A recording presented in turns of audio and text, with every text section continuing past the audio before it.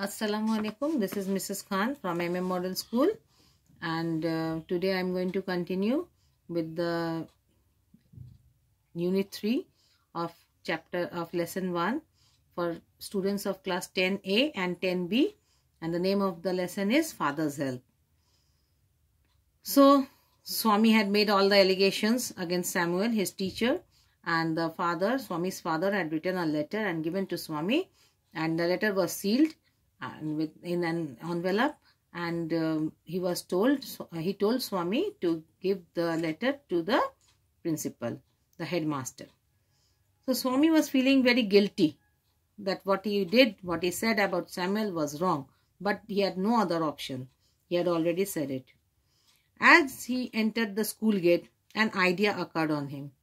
So he had an idea. He could deliver the letter to the headmaster at the end of the day. He thought he will give the letter to the headmaster at the end of the day. There was a chance Samuel might do something during the course of the day to justify the letter. Maybe Samuel will do something good and he will no more have to give the letter to the headmaster. Swami stood at the entrance of his class. Samuel was teaching arithmetic. He looked at Swami. Swami hoped Samuel will scold him severely. So Samuel was teaching arithmetic and he looked at Swami. And Swami was thinking that Samuel will scold him severely because of being late. But Samuel said, "You are half an hour late." "I have an headache, sir," Swami said. Swami said that he was having a headache. "Then why did you come at all?" Samuel said, "Why did you come to school then?" This was an unexpected question from Samuel. Instead of scolding, he said that, "Why did you come to school?" Swami said, "My father said I shouldn't miss school, sir." What did Swami say? That his father had said that he should not be missing school. Samuel looked impressed. He was quite impressed. "Your father is quite right. Whatever your father said was right. We want more parents to be like him." So appreciated the father, because the father had said that children should not miss school. "Oh, you poor man," Swami thought. "You don't know what my father has done to you."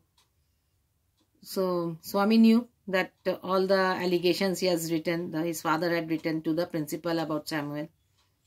"All right, go to your seat," the teacher said. Samuel said. Swami sat down feeling sad. He had never met anyone as good as Samuel. That means the other teachers were not so good. The teacher was inspecting the home lessons. The homework, he was going through the homework. To Swami, thinking this was the time when Samuel got most angry. But today Samuel appeared very gentle. But see, that day Samuel gets angry. But on the same day when he wants to see Samuel getting angry, so that he can justify the letter, whatever was written in the letter, but Samuel appeared very gentle that day. "Swaminathan, where is your homework?" the teacher asked. "I have not done my homework, sir," Swami said. "Why, headache?" asked the teacher Samuel. "Yes, sir," said Swami. "All right, sit down," Samuel said. Samuel did not scold Swami. When the bell rang for the last period at 4:30, Swami picked up his books and ran to the headmaster's room. Where did he run to? To the headmaster's room. He found the room was locked. The room was already locked. The peon told him that the headmaster had gone on a week's leave. So the peon, what did he say? Headmaster was on the leave for 7 days.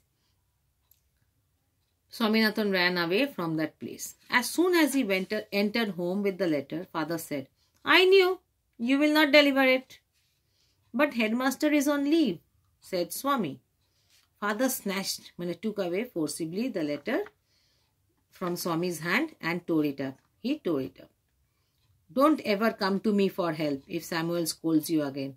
You deserve your Samuel," he said.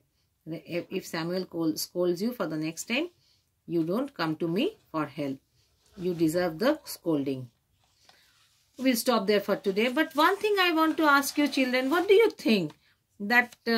Was there something written in the letter? Just give a thought. According to me, I feel that nothing was written in the letter. It was just a paper put on put inside on an envelope. But it's my thinking. It may differ from you. So give it a thought. Thank you for watching.